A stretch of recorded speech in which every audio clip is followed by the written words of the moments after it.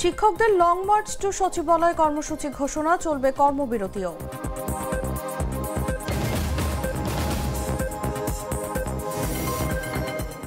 জাতীয় নির্বাচনের দিন গণভোট করলে আম ছালা দুইটাই যাবে বলেছেন ডাক্তার তাহের।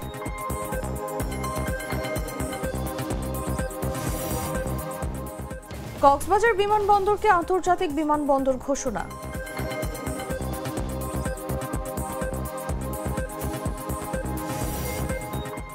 ইসরায়েলের সব জিম্মিকে মুক্তি দিয়েছে স্বাধীনতাকামী সংগঠন হামাস।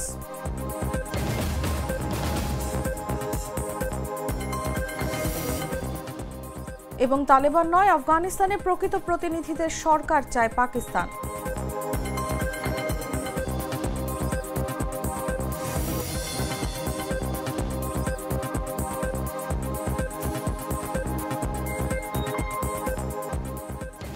এতক্ষণ শুনছিলেন সংবাদ শিরোনাম। দর্শক, আমন্ত্রণ সন্ধ্যা 7টার নিউজে, সাথে আছি আমি Taslima Tithi. Treat chocolate, treat moment, sweet moment.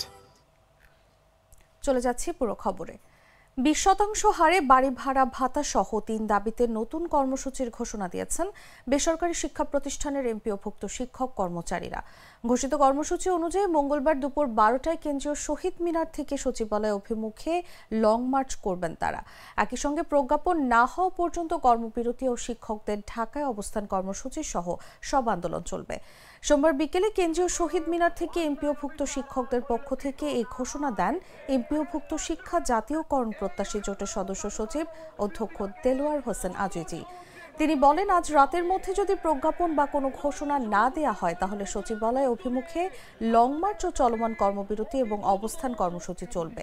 অধ্যক্ষ দেলোয়ার হোসেন আজিজি বলেন, মন্ত্রী উপদেষ্টাদের ছেলেমেয়েরা বেসরকারি এমপিওভুক্ত শিক্ষা প্রতিষ্ঠানে পড়েন না, তাই তাদের কোনো চিন্তাও নেই। আমরা দীর্ঘদিন বঞ্চিত, এভাবে আর নয়, এবার দাবি আদায় করেই ঘরে ফিরবেন শিক্ষকরা। তাদের উপরে যেন কোনো অন্যায় অবিচার আর পরিলক্ষিত না হয়। আমি স্পষ্ট করে বলতে, এই লাগাতার অবস্থান কর্মবিরতিটাকে জনসমুদ্রে পরিণত করতে হবে। জাতীয় নির্বাচনের দিন গণভোট করলে আম ও ছালা দুইটাই যাবে বলে মন্তব্য করেছেন জামায়াতের নায়েবে আমির ডাক্তার সৈয়দ আব্দুল্লাহ মোহাম্মদ তাহের। সোমবার দুপুরে আগারগাঁওয়ে নির্বাচন ভবনে নির্বাচন কমিশনের সঙ্গে বৈঠক শেষে তিনি সাংবাদিকদের কথা বলেন। এদিন প্রধান নির্বাচন কমিশনার এম নাসির উদ্দিনের নেতৃত্বে 4 নির্বাচন কমিশনার ও ইসি সচিব বৈঠকে উপস্থিত ছিলেন। বৈঠকে ডাক্তার তাহেরের নেতৃত্বে জামায়াতের প্রতিনিধি দলে ছিলেন AHM হামিদুর রহমান আজাদ, অ্যাডভোকেট জসিম উদ্দিন সরকার ও মতিউর রহমান আকন্দ। গ্রামের সাধারণ ভোটাররা ধানের শীষ অথবা পাল্লায় ভোট দিয়ে ওই কাগজটা পকেটে নিয়ে বাড়ি চলে যাচ্ছে, কারণ তাকে আরেকটা ভোট দেওয়ার জন্য যে চাপাচাপিটা কে করবে, কারণ আমি তো ততক্ষণ আরেকটা পাল্লা ভোটের জন্য দৌড়াবো। সে কারণে যেটা বলা হচ্ছে রিটার্ন, এখানে রিটার্ন, ওইখানে ভোট কাস্ট কম হবে। আলাদা যদি হয় মানুষ এটা রিটার্ন করবে এবং সংস্কার চায় দেশের মানুষ, সুতরাং সে সংস্কারের জন্য আসবে। 2 নম্বর যেটা, সেটা হচ্ছে আমাদেরকে কেউ কেউ বলে যে এই নির্বাচন করতে গিয়ে যদি ঝামেলা হয়ে যায় তাহলে জাতীয় নির্বাচনের তরফ সেটা আবার অনিশ্চিত হয়ে যাবে। তো এই নির্বাচনে যদি ঝামেলা হয় তো এটা তো আমরা আগে একটু বুঝলাম, বরং ভালো যে নির্বাচন আপনি ঝামেলাটা সহ যদি জাতীয় নির্বাচনে যান, ওইটাতে যদি ঝামেলা হইয়া যায় তাহলে তো আমসালা দুইটাই চলে যাবে। এই জন্য আমরা মনে করি যে একটা সহজতর নির্বাচন, এখানে এক্সপিরিয়েন্স নিতে পারি, এক্সপেরিমেন্ট করতে পারি কিভাবে পুলিশ সহযোগিতা করে। ইলেকশন কমিশন যদি বুঝতে পারে আমরা আজকে পুলিশ, সেটা আপনাদের জন্য ভালো, কোথায় ত্রুটি হবে এটা বুঝবেন। আমরা অবশ্যই গণভোট আগে চাচ্ছি, আমরা নভেম্বরে গণভোট করার জন্য আমরা বলে আসছি। গণভোটের ভিতরে শুধু হ্যাঁ এবং না থাকবে। জাতীয় নাগরিক পার্টি যখন শাপলা পাওয়ার জন্য অনড় অবস্থায় রয়েছে, সেই পরিস্থিতিতে আরও একটি দল নির্বাচন কমিশনের কাছে এই প্রতীকটি চেয়েছে। নিবন্ধিত রাজনৈতিক দল বাংলাদেশ কংগ্রেসের মহাসচিব মোহাম্মদ ইয়ারুল ইসলাম তাদের ডাব প্রতীকের বদলে শাপলা চেয়ে সোমবার ইসিতে আবেদন করেন। দলের দপ্তর সম্পাদক তুষার রহমান সশরীরে ইসিতে আবেদনপত্রটি জমা দেন।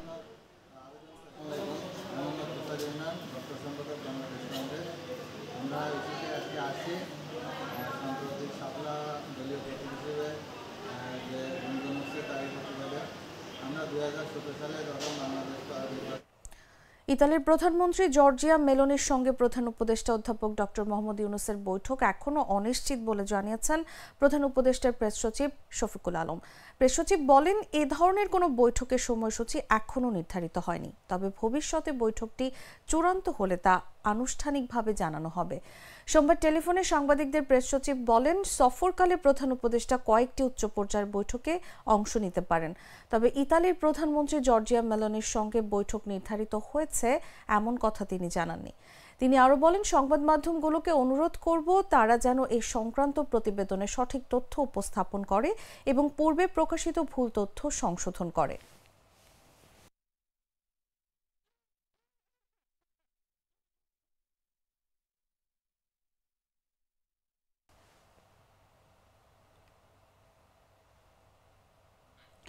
পুঁজিবাজারে তালিকাভুক্ত 5 ইসলামী ব্যাংক একীভূত করে নতুন ব্যাংক গঠনের উদ্যোগ নিলেও এই একীভূতকরণে বর্তমান সাধারণ শেয়ার হোল্ডারদের ভাগ্যে কি ঘটবে তা নিয়ে রয়েছে সংশয়। একদিকে ছড়াচ্ছে গুজব, অন্যদিকে ক্রমান্বয়ে হচ্ছে দরপতন। ফলে প্রতিনিয়ত বিনিয়োগ করা পুঁজি হারাচ্ছেন সাধারণ বিনিয়োগকারীরা। শেয়ার হোল্ডারদের জন্য বিষয়টি দ্রুত স্পষ্ট করার দাবি জানাচ্ছেন শেয়ার বাজার সংশ্লিষ্টদের। বিস্তারিত জাগো ডেস্ক রিপোর্টে।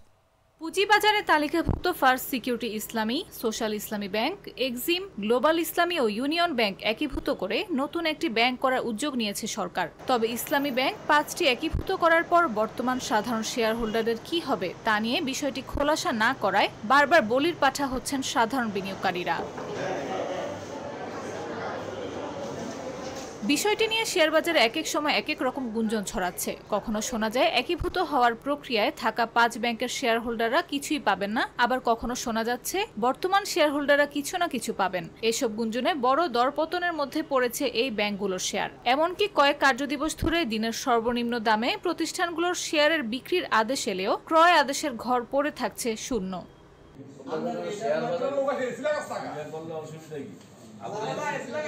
তবে এত সব গুঞ্জনের মধ্যেও এই বিষয় নিয়ে মুখ খুলছে না বাংলাদেশ ব্যাংক। 5 ইসলামী ব্যাংকের বর্তমান শেয়ার হোল্ডারদের ভাগ্যে কি জুটবে এ নিয়ে ধোঁয়াশা থাকায় এদিকে যেমন শেয়ারের ব্যাপক দরপতন হচ্ছে, অন্যদিকে সার্বিক শেয়ার বাজারেও ঢালাও দরপতন হচ্ছে। ফলে প্রতিনিয়ত বিনিয়োগ করা পুঁজি হারাচ্ছেন সাধারণ বিনিয়োগকারীরা। এ পরিস্থিতিতে 5 ব্যাংক একীভূত হওয়ার পর বর্তমান সাধারণ শেয়ার হোল্ডারদের ভাগ্যে কি জুটবে সেই বিষয়টি দ্রুত স্পষ্ট করার দাবি জানাচ্ছেন শেয়ার বাজার সংশ্লিষ্টরা। তারা বলছেন, বর্তমান অবস্থার জন্য সাধারণ বিনিয়োগকারীদের দায় নেই, এজন্য দায়ী ব্যাংকগুলোর উদ্যোক্তা ও পরিচালকরা। যারা দায়ী তারা চিহ্নিত, সুতরাং তাদের সম্পদ বাজেয়াপ্ত করা দরকার। তারা আরও বলছেন, এই 5 ব্যাংকের বর্তমান সাধারণ শেয়ার হোল্ডাররা একীভূত হয়ে সৃষ্টি হওয়া নতুন ব্যাংকের শেয়ার পাবেন নাকি পাবেন না সেই বিষয়টিও পরিষ্কার করা হচ্ছে না। আর সাধারণ শেয়ার হোল্ডাররা যেহেতু লুটপাটে দায়ী না, সুতরাং তাদের শেয়ার বাজেয়াপ্ত করা কিছুতেই ন্যায়সঙ্গত হবে না। এমনটি করা হলে শেয়ার বাজারের ওপর থেকে সবার আস্থা নষ্ট হবে।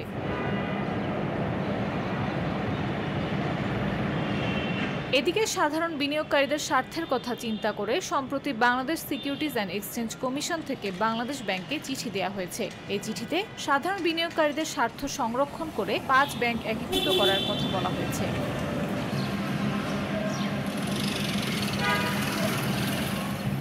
তবে বাংলাদেশ ব্যাংকের পক্ষ থেকে বলা হচ্ছে, ব্যাংক রেজলিউশন অর্ডিন্যান্স 2025-এ যেভাবে বলা হয়েছে 5 ব্যাংক একীভূত সেভাবে করা হবে। আর এই একীভূত প্রক্রিয়া শেষ হতে কমপক্ষে 2 বছর লেগে যাবে।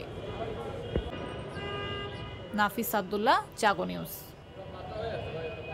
গ্লিটারের টুইন লেমন ও অ্যান্টিব্যাকটেরিয়াল ফর্মুলা বাসনকে চকচকে জীবাণুমুক্ত করে আমাদের দেয় গ্লিটার গ্যারান্টি। কক্সবাজার বিমানবন্দরকে আন্তর্জাতিক বিমানবন্দর ঘোষণা করে প্রজ্ঞাপন জারি করেছে বেসামরিক বিমান পরিবহন ও পর্যটন মন্ত্রণালয়। রোববার রাষ্ট্রপতির আদেশক্রমে মন্ত্রণালয়ের যুগ্ম সচিব আহমেদ জামিল স্বাক্ষরিত এই প্রজ্ঞাপন জারি করা হয়। তবে প্রজ্ঞাপনের বিষয়টি আজ সোমবার প্রকাশ করা হয়। প্রজ্ঞাপনে বলা হয়, দ্য সিভিল এভিয়েশন রুল 1984-এর রুল 16-এর সাব রুল 1-এ প্রদত্ত ক্ষমতা বলে সরকার কক্সবাজার বিমানবন্দরকে কক্সবাজার আন্তর্জাতিক বিমানবন্দর হিসেবে ঘোষণা করেছে। জনস্বার্থে জারি করা এই আদেশ অবিলম্বে কার্যকর হবে। দেশের প্রধান পর্যটন কেন্দ্র কক্সবাজার, এটি আন্তর্জাতিক মানে উন্নীত করতে 2021 সালে কাজ শুরু করে বেবিচক। এই প্রকল্পের আওতায় বিমানবন্দরটিতে নতুন টার্মিনাল নির্মাণ সহ বিভিন্ন অবকাঠামো উন্নয়নের কাজ চলছে। এই প্রকল্পের কাজ শেষ হবে আগামী ডিসেম্বরে। বিদ্যমান ৬,৭৭৫ ফুট দৈর্ঘ্য থেকে বাড়িয়ে ৯,০০০ ফুটের নতুন রানওয়ে প্রকল্পের কাজ শেষ হবে ২০২৬ সালের ডিসেম্বরে।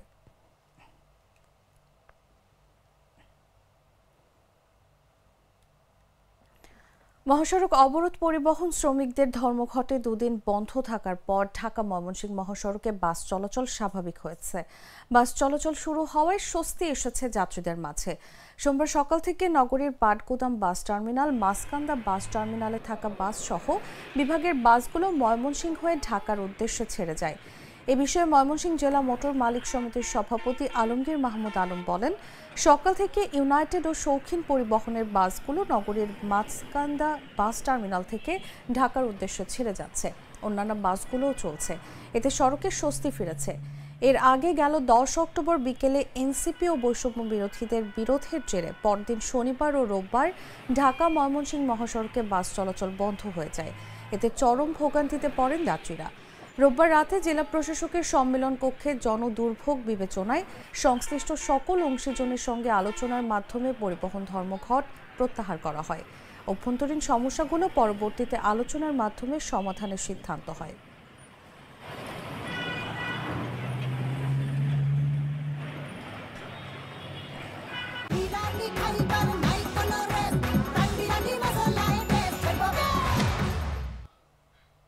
জানাবো আন্তর্জাতিক সংবাদ।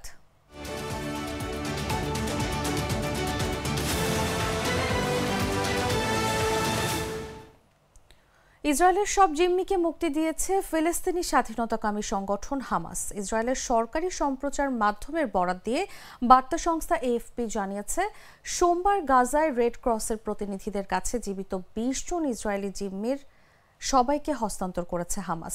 এসব জিম্মিকে 2 দফায় মুক্তি দেওয়া হয়েছে। দক্ষিণ গাজা উপত্যকার খান ইউনিসের 13 জন জিম্মির দ্বিতীয় দলকে স্থানান্তর করা হয়েছে বলে নিশ্চিত করা হয়েছে। এদিকে হামাসের কাছ থেকে প্রথম দফায় যে 7 জিম্মি মুক্তি পেয়েছেন তাদের নাম নিশ্চিত করেছে ইসরায়েলের পররাষ্ট্র মন্ত্রণালয়। যারা মুক্তি পেয়েছেন তারা হলেন এইতান মর, গালি বারম্যান, জিভ বারম্যান, ওমরি মিরান, অ্যালন ওহেল, গাই গিলবোয়া ডালাল এবং মাটান আংরেস্ট। ইসরায়েলি নিরাপত্তা সূত্রের বরাত দিয়ে এক প্রতিবেদনে বলা হয়েছে, তেল আবিবে জিম্মি পরিবারগুলোকে সমর্থন করার জন্য জড়ো হওয়া বিশাল জনতা জিম্মিদের মুক্তির খবরে আনন্দে ফেটে পড়েছে। অন্যদিকে চুক্তির অংশ হিসেবে গাজা এবং অধিকৃত পশ্চিম তীরের ফিলিস্তিনিরা ইসরায়েলি কারাগার থেকে প্রায় 2000 বন্দী মুক্তির অপেক্ষায়।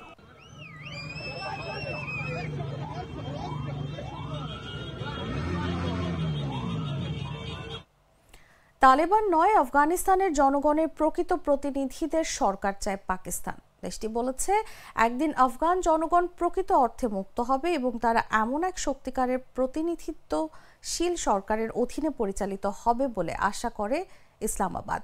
সীমান্তে আফগান বাহিনীর সঙ্গে প্রাণঘাতী সংঘর্ষের পর এক বিবৃতিতে এসব কথা বলেছে পাকিস্তানের পররাষ্ট্র মন্ত্রণালয়। রোববার প্রকাশিত বিবৃতিতে পাকিস্তান বলেছে, আমরা আশা করি একদিন আফগান জনগণ মুক্ত হবে এবং তারা সত্যিকার অর্থে একটি প্রতিনিধিত্বশীল সরকারের অধীনে পরিচালিত হবে। এ সময় সীমান্তে সশস্ত্র হামলার নিন্দা জানিয়ে বলা হয়, এ ধরনের কর্মকাণ্ড শান্তিপূর্ণ সহাবস্থান ও সহযোগিতার চেতনার পরিপন্থী। ইসলামাবাদ দাবি করেছে, আত্মরক্ষার অধিকার প্রয়োগ করে পাকিস্তানি সেনারা তালেবান ও সংশ্লিষ্ট সন্ত্রাসীদের উপর পাল্টা আক্রমণ চালিয়ে তাদের জনবল, অস্ত্র এবং ঘাঁটি ধ্বংস করেছে। একই সঙ্গে বেসামরিক হতাহতের ঝুঁকি এড়াতে সব ধরনের পদক্ষেপ নেওয়া হয়।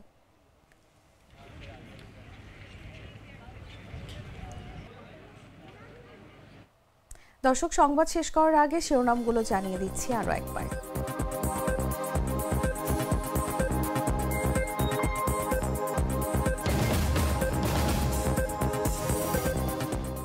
শিক্ষকদের লং মার্চ টু সচিবালয় কর্মসূচি ঘোষণা, চলবে কর্মবিরতিও।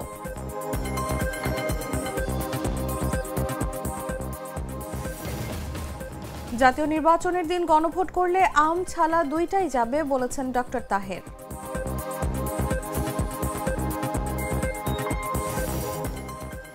কক্সবাজার বিমানবন্দরকে আন্তর্জাতিক বিমানবন্দর ঘোষণা।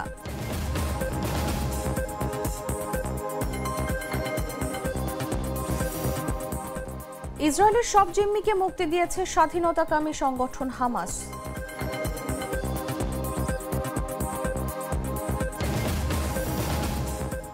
এবং তালেবান নয়, আফগানিস্তানে প্রকৃত প্রতিনিধিদের সরকার চায় পাকিস্তান।